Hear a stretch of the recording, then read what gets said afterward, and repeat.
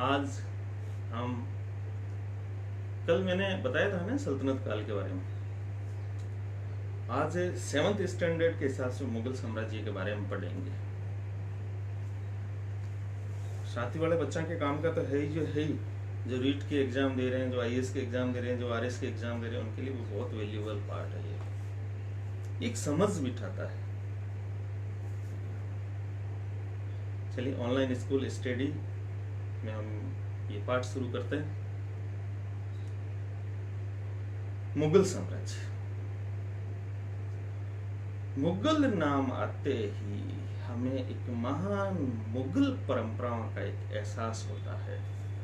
और इतिहास में सामने देखो, इतिहास में सर्वाधिक तोड़ मरोड़, राष्ट्रवाद, उदारवाद, ये सारी चीजें अगर कहीं परिलक्षित होती है तो मुगल शासकों पर बहुत ज्यादा प्रयोग हुआ है। अभी हाल ही में औरंगजेब रोड का नाम चेंज कर दिया गया था। चलिए, मध्यकाल में किसी भी शासक के लिए भारतीय उपमहाद्वीप जैसे बड़े क्षेत्र पर जहां लोगों और संस्कृतियों में इतनी अधिक विविधताएं हो, शासन कर पाना अत्यंत कठिन कार्य था। आज भी कठिन कार्य। अपने पूर्ववर्तियों के विपरीत मुगलों ने एक साम्राज्य की स्थापना की और वो कार्य पूरा किया जो अब तक केवल छोटी अवधियों के लिए संभव जान पड़ता था। छोटी अवधियों के लिए, जैसे अलाउद्दीन खिलजी ने भी शासन स्थापित किया था, बट वो स्थायी नहीं रह पाए। जब तक अलाउद्दीन खिलजी था तब तक था। 16वीं शताब्दी के उत्तरार्ध से इन्होंने दिल्ली और आगरा से अपने राज्य का विस्तार शुरू किया और 17वीं शताब्दी में लगभग संपूर्ण महाद्वीप पर अधिकार प्राप्त कर लिया। और तो और उन्होंने प्रशासन के ढांचे और शासन संबंधी जो विचार लागू किए, वे उनके राज्य के पतन के बाद ही भी टिके रहे। अर्थात जैसे कि 18वीं सदी में मुगल साम्राज्य का पतन होता है, छोटे छोटे राज्य उभर कर सामने आते हैं, उनमें प्रशासनिक व्यवस्था मुगल ढांचे के बराबर जैसी ही बनी रही। और मुगलों का वैभव कितना था कि स्वतंत्र शासक होते हुए भी, चाहे अवध का नवाब ले लो, चाहे हैदराबाद का नवाब ले लो, चाहे बंगाल का नवाब ले लो, अपने आप को बादशाह से ही अनुमत मानते थे। और लोगों की जनभावना कितनी जुड़ी गई थी इन महान मुगलों के साथ। 1857 की जब क्रांति हुई थी तो बहादुर शाह जफर के नेतृत्व में सब लोगों ने कंधे से कंधा मिला लिया। तो महान मुगलों की छाप है।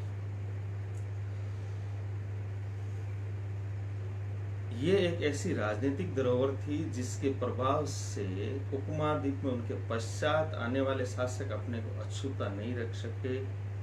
और तो और स्वतंत्रता दिवस पर प्रधानमंत्री का भाषण भी लाल किले से ही होता है। ये यूं समझ लो, लाल किले की प्राचीर से प्रधानमंत्री का जो भाषण है, ये महान मुगलिया परंपरा की एक विरासत है। प्रश्न ये उठता है कि मुगल थे कौन?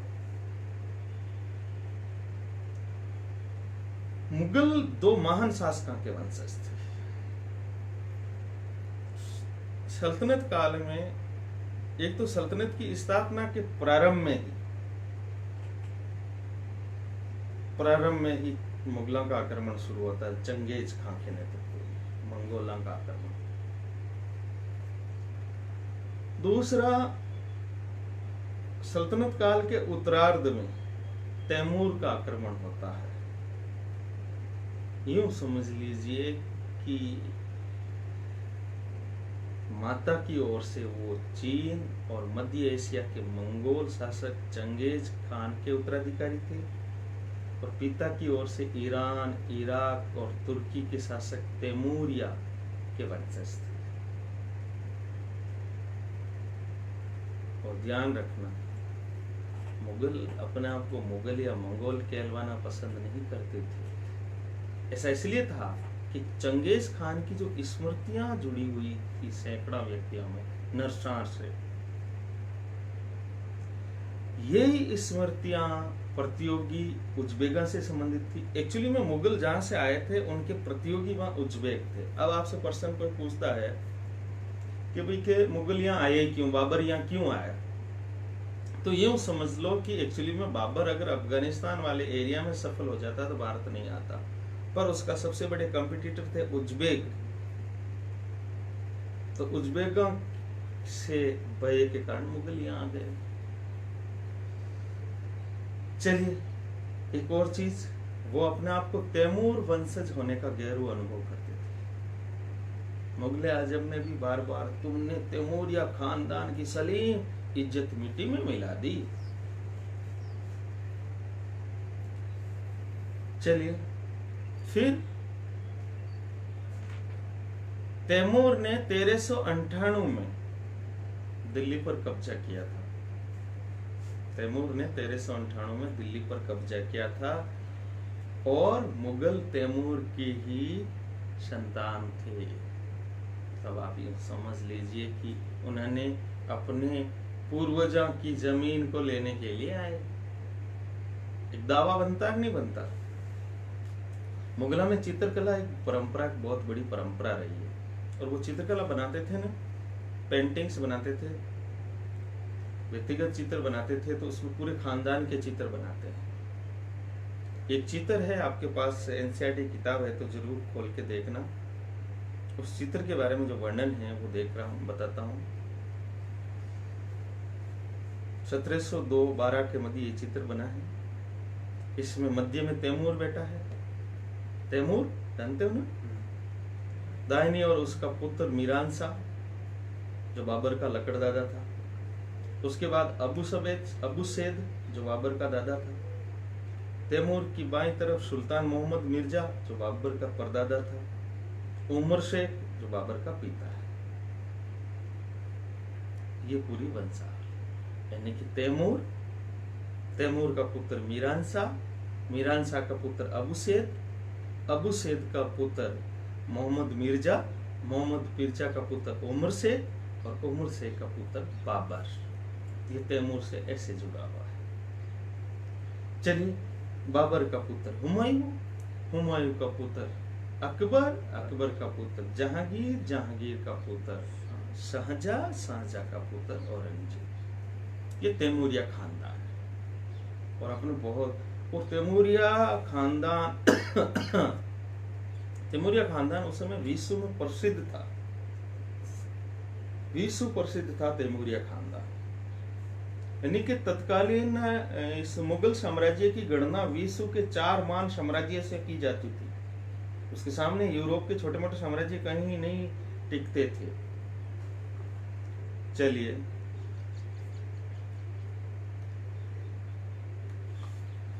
प्रथम मुगल शासक बाबर जो 1526 से 1530 तक शासक रहा।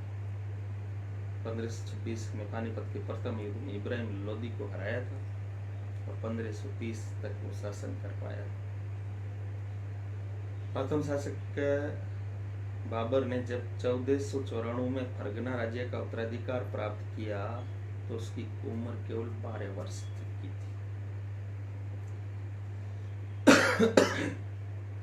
मंगोलों की दूसरी शाखा उज्बेक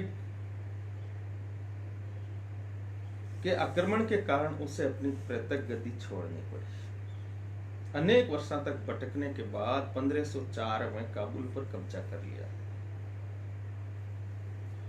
और 1526 में दिल्ली के सुल्तान इब्राहिम लोदी को पानीपत के प्रथम युद्ध में हराया और दिल्ली और आगरा को अपने कब्जे में कर लिया। परीक्षा में अगर प्रश्न पूछे कि बाबर को यहां ताड़ा नोट आया, बाबर को यहां ताड़ा गया, भगाया गया, किसने ताड़ा? उज्बेगा ने ताड़ा। ये चीज ध्यान रखना। चलिए,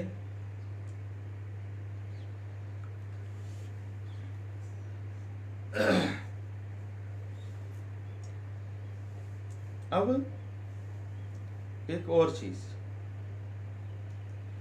मुगल सम्राटों का एक सामान्य सा मैं विवरण थोड़ा सा देता हूं। आपको थोड़ा सा समझ में आ जाएगा।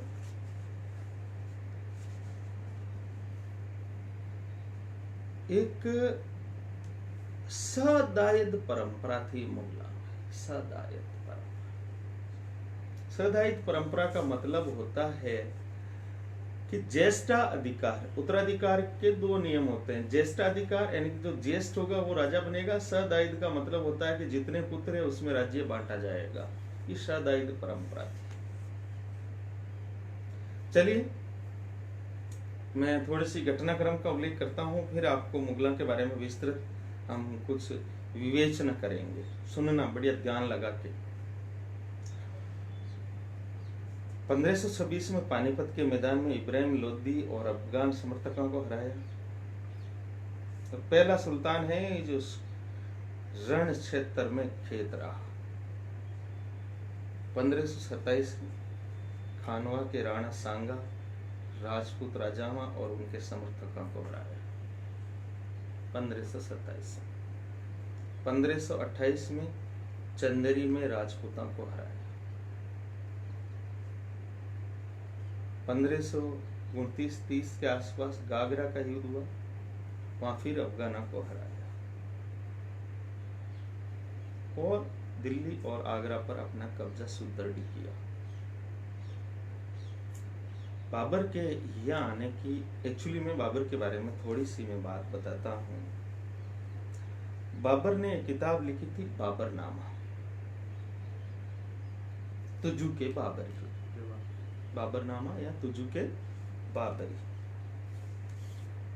ध्यान रखना, मुगल बादशाहों में दो ही शासक थे जिन्होंने अपनी आत्मकथा लिखी है, बाबर और जहांगीर ने। तुजू की बाबरी लिखी और उसका साहित्यिक बड़ा महत्व है, बहुत ही बड़ा ऐतिहासिक और साहित्यिक महत्व है। अगर कोई मेरे से प्रश्न पूछे कि बाबर अगर भारत का विजेता न होता तो आप कैसे जानते, तो मैं ये कहूंगा कि एक अच्छे साहित्यकार के रूप में बाबर जाना जाता, बहुत ही अच्छा साहित्यकार था। चलिए, सदायद परंपरा के अनुसार हुमायूं, उस बाबर के 4 पुत्र थे। 4 पुत्रा में उनका साम्राज्य बंटा। हुमायूं ने अपने पिता की वसीयत के अनुसार जायदाद का बंटवारा किया और प्रत्येक भाई को एक प्रांत मिला। पर कामरान जो था हुमायूं का भाई, वो बड़ा महत्वाकांक्षी था। अब कामरान हुमायूं का भाई है, बड़ा महत्वाकांक्षी है। हुमायूं के जो शत्रु है अफगान, ठीक है ना, तो हुमायूं और अफगाना के संघर्ष तो था ही। शेरशाह सूरी का नाम आएगा आपके सामने। अब इन अफगाना के संघर्ष, हुमायूं इसलिए कमजोर पड़ गया कि कामरान भी उसकी आदि शक्ति को क्षीण कर रहा था। ये सदायद परंपरा का बड़ा दुष्परिणाम। 4 भाई थे, कामरान, अस्करी, हिंदाल और हुमायूं। चलिए, शेरशाह ने हुमायूं को 2 बार हराया, 1539 चौसा में और 1540 कन्नौज में। इन पराजय ने उसे ईरान भागने के लिए बाध्य किया। ध्यान, एक बात आपको मैं और नोट करा देता हूँ, कोई बात नहीं, अपन 2 वीडियो बना लेंगे मुगलों के। एक बात और नोट करा देता हूँ, मुगल साम्राज्य की स्थापना में सफावियां अर्थात ईरानियों का बहुत बड़ा योगदान रहा है। बाबर ने भी सफावियों के योगदान से यहाँ आया, ठीक है ना। सफावियां का बहुत बड़ा योगदान रहा। ईरान में हुमायूं ने सफाविद शाह की मदद ली और उसकी मदद से 1555 में दिल्ली पर पुणे कब्जा किया, परंतु उसने अगले वर्ष ही एक इमारत में लुढ़कने से मृत्यु हो गई थी। चलिए, उसके बाद अकबर आता है। 13 वर्ष कुछ माह की अल्पायु में वो सम्राट बना। बाबर भी 12 वर्ष के आसपास था। उसके शासनकाल को हम तीन भागों में बांटकर अपन कुछ देखने का प्रयास करें तो आपको देखेंगे 1556 से 1570 के मध्य अकबर अपने संरक्षक बैरम खान अपने घरेलू कर्मचारियों से स्वतंत्र हो गया, जिससे बैरम खान का पतन हुआ, पेटीकोट शासन का अंत हुआ और जो कोतवाल या मुल्ले मौलवियों के प्रभाव उससे स्वतंत्र हुआ। उसने सूरी और अपनी अफगान निकटवर्ती राज्य जैसे मालवा, गोंडवाना और अपने सौतेला भाई था मिर्जा हकीम और उज्बेकों के विद्रोह को दबाने के लिए सैन्य अभियान चलाए। मिर्जा हकीम, ये एक शब्द ध्यान रखना आप, मिर्जा हकीम अकबर का सबसे बड़ा प्रतिद्वंदी था क्योंकि वो भी मुगल था। अब होता यह है कि जो अकबर की नीतियों से असंतुष्ट लोग होते हैं वो मिर्जा हकीम के गिरोह में सम्मिलित होते जाते हैं, तो एक बहुत बड़ा प्रतिद्वंदी बन गया था। चलिए, इसी दरमियान 1568 में सिसोदिया की राजधानी चित्तौड़ को जीता था। 1569 में रणथंभौर पर कब्जा कर लिया। फिर 1570 से 1585 के मध्य गुजरात के विरुद्ध सैन्य अभियान किए। इन अभियानों के पश्चात उसने पूर्व में बिहार, बंगाल, उड़ीसा में अभियान चलाए, जिन्हें 1569-80 में मिर्जा हकीम के पक्ष में विद्रोह ने और जटिल कर दिया। अब देखिए, एक्चुअली में जब 1500 ये 79 का वाला काल है, ये 79-80 का काल, मिर्जा हकीम मैंने बताया था कि इसकी सुलह और कुल की नीति, इस्लाम धर्म के प्रति अपनी कट्टरता न दिखाने के कारण कट्टर इस्लामिक लोग मिर्जा हकीम के नजदीक जाने लगे। तो 1579-80 में जो विद्रोह हुआ था वो था मुगलिया सल्तनत के लिए, ठीक है, और वास्तव में वो चैलेंज था। और इस विद्रोह ने अकबर के बाद ज्यों ज्यों मुगल आते हैं अपनी धार्मिक सुलह कुल की नीति को कमजोर करते जाते हैं और इस्लामी तुष्टिकरण नीति अपनाते जाते हैं, क्योंकि इस्लामी ताकतों का एहसास हो गया था।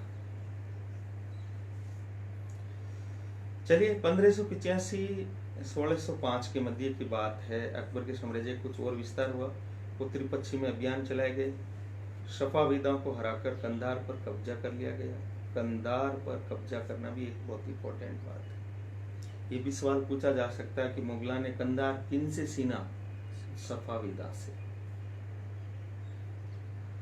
और कश्मीर को भी जोड़ लिया गया। मिर्जा हकीम की मृत्यु के पश्चात काबुल को भी उसने अपने राज्य में मिला लिया।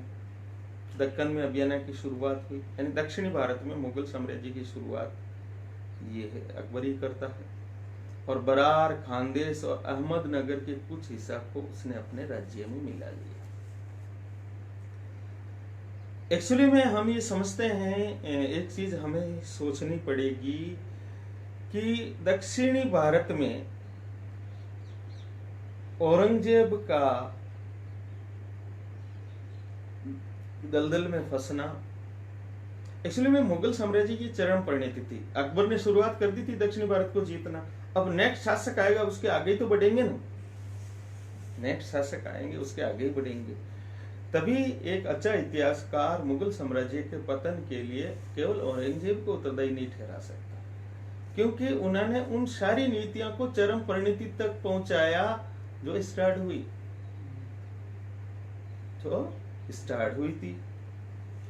चलिए, अपने शासन के अंतिम वर्षा में, अकबर के शासन के अंतिम वर्षा में उसका छोरा था राजकुमार सलीम के विद्रोह के कारण थोड़ी सत्ता लड़खड़ाई। यही सलीम आगे जाकर जहांगीर बना। ये अपने आमेर का दोहिता था। जहांगीर 1605 से 1627 तक शासक रहा। जहांगीर ने अकबर के सैन्य अभियानों को आगे बढ़ाया। मेवाड़ के सिसोदिया शासक अमर सिंह ने मुगल सेवा की अधीनता स्वीकार कर ली। 1615 में मुगल मेवाड़ संधि होती है। हालांकि आपको पता है मेवाड़ पर चित्तौड़गढ़ को विजित कर लिया गया था। हल्दी घाटी के युद्ध में महाराणा प्रताप की राजधानी या उसके क्षेत्र से वंचित हो गया था, पर मेवाड़ टूटा नहीं था। मेवाड़ ने आत्मसमर्पण नहीं किया था। जहांगीर ने 1615 के आसपास मुगल मेवाड़ संधि होती है। चलिए, इसके बाद सिखा अहोम मतलब असम के शासक अहमदनगर के खिलाफ अभियान चलाए।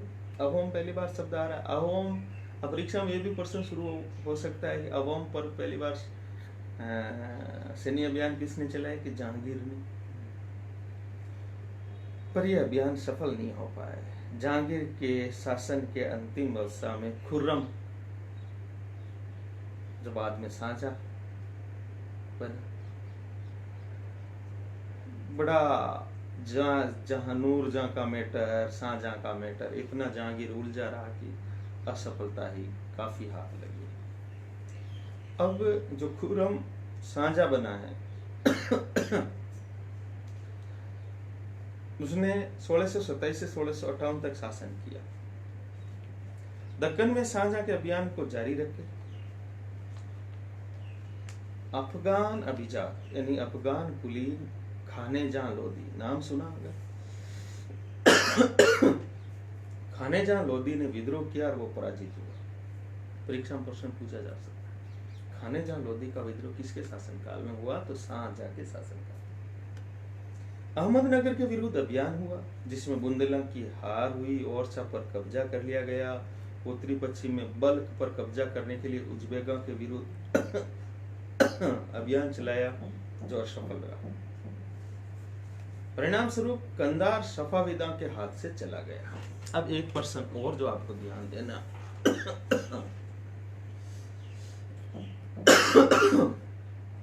देखो करी है, ध्यान देना है।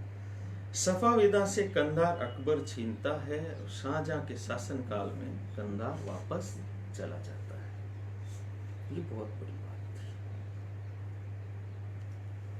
चलिए, 1632 में अंततः अहमदनगर को मुगलों के राज्य में मिला दिया गया। बीजापुर की सेनाओं ने सुलह के लिए निवेदन किया। 1657-58 में शाहजहां के पुत्रों के बीच उत्तराधिकार को लेकर झगड़ा हुआ था। जुम्मा, हालांकि ध्यान रखना, उत्तराधिकार के लिए आपको पता सलीम ने विद्रोह किया है, फिर खुर्रम ने विद्रोह किया है, ठीक है ना, जहांगीर ने विद्रोह किया है, शाहजहां ने विद्रोह किया है। पर शाहजहां के पुत्रों में जो रक्तपात हुआ है, ऐसा उत्तराधिकार संघर्ष मुगलों में पहले कभी नहीं हुआ। तो इसलिए उत्तराधिकार संघर्ष अगर शब्द आया तो वो यूं ही समझना शाहजहां के पुत्र, क्योंकि एक्चुअली में मुगलिया सल्तनत में, मुगलिया परंपरा में वारिस का कोई स्पष्ट नियम नहीं था, ठीक है ना। तो उसके 4 पुत्र थे, जिसमें औरंगजेब विजयी हुआ, दारा शिकोह सहित उसके 3 भाइयों को मौत के घाट उतार दिया गया और शाहजहां को अपनी शेष जिंदगी आगरा में कैद कर दिया गया और वो 7-8 साल आगरा में जिया। खैर जीना पड़ता है, हाँ निकलनी हो रही बात को नहीं भाई, हाँ निकलना हो रही बात को नहीं। चलिए, आगरा के किले से उसको ताजमहल दिखाई देता था और अपनी महबूबा को याद करता और आंसू छलकते थे। खैर, प्यार किया, कोई चोरी नहीं की। औरंगजेब 1658 से 1707, 1663 में उत्तर पूर्व में अवमा की पराजय हुई। पराजय में सबसे ज्यादा मीर जुमला का योगदान रहा। मीर जुमला ने काफी काम किया था। मीर जुमला बहुत बड़ा सिफे सालार था, गोलकुंडा वाला गुट। 1680 में उसने पुणे विद्रोह कर दिया अवमा ने। उत्तरी पश्चिम में यूसुफ जई, उत्तरी पश्चिमी यानी कि उत्तरी पश्चिमी भारत, यूसुफ जई और सिखों के विरुद्ध अभियानों को अस्थायी सफलता मिली। मारवाड़ के राठौड़ राजपूता ने मुगलों के खिलाफ विद्रोह कर दिया। इसका कारण था कि उनकी आंतरिक राजनीति और उत्तराधिकार के मसला में मुगलों का हस्तक्षेप। अब अगर आपसे प्रश्न पूछे कि एक्चुअली में राजपूता ने क्यों विद्रोह किया, तो उसका मेजर कारण क्या है? राजपूता की आंतरिक नीति और उत्तराधिकार के मसला में मुगलों का हस्तक्षेप। पर ये एक्चुअली मैं बताऊं आपको कि ये कोई पहली बार नहीं हुआ। अकबर खुद ने नागौर दरबार के समय मारवाड़ उत्तराधिकार में हस्तक्षेप किया, बीकानेर उत्तराधिकार में हस्तक्षेप किया, परंतु जब किस्मत खराब हो ना तो बापड़ार माथे वो भूंड लिक्योड़ी रहे। चलिए फिर इधर मराठा सरदार शिवाजी के विरुद्ध मुगल अभियान प्रारंभ हुए, परंतु औरंगजेब ने शिवाजी का अपमान किया। शिवाजी आगरा स्थित मुगल कैद खाने से भाग गए। उन्होंने अपने आप को स्वतंत्र शासक घोषित कर दिया। उसके विरुद्ध पुनः अभियान चलाए गए, परंतु वो कोई खास बात नहीं थी। राजकुमार अकबर, जो औरंगजेब का पुत्र का नाम है अकबर, उसने भी विद्रोह कर दिया था। चलिए, अकबर के विद्रोह के पश्चात औरंगजेब ने दक्कन के शासकों के विरुद्ध सेनाएं भेजी। 1685 में बीजापुर, 1687 में गोलकुंडा को मुगलों ने अपने राज्य में मिला लिया।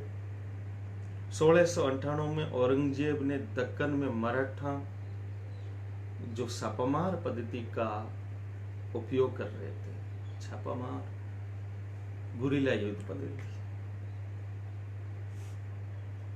आजकल नक्सलाइट जो यही अपना। औरंगजेब ने उत्तर भारत में सिक्का, जाटा, सतनामिया, उत्तर पूर्व में अवोहन, दक्कन में मराठा के विद्रोह का सामना करना पड़ा और उसकी मृत्यु के पश्चात उत्तराधिकार के लिए युद्ध शुरू हुआ। उसकी मृत्यु के साथ ही एक्चुअली मुगल साम्राज्य का वो दौर चला गया जिसके लिए हम मुगल कह करते हैं। हालांकि 1707 में उसकी मृत्यु होती है और 1857 तक मुगल शासक बने रहते हैं, पर वो दौर चला गया। अब बाकी वाले शासक एक्चुअली मुगलों की थाती धरोहर को खाते रहे, धरोहर को ही चाटते रहे। ये कुछ बातें थी। चलिए, अब एक परंपरा जो मैं आपसे लास्ट आपके ऊपर सवाल छोड़ता हूँ, फिर इस वीडियो को एंड करते हैं, फिर अपन सेकंड वीडियो बनाएंगे। परंपरा ये थी, आपके ऊपर प्रश्न छोड़ता हूं कि उत्तराधिकार की परंपरा ज्येष्ठाधिकार सही है या सदायत? स्टॉप लिखा हुआ, फिनिश।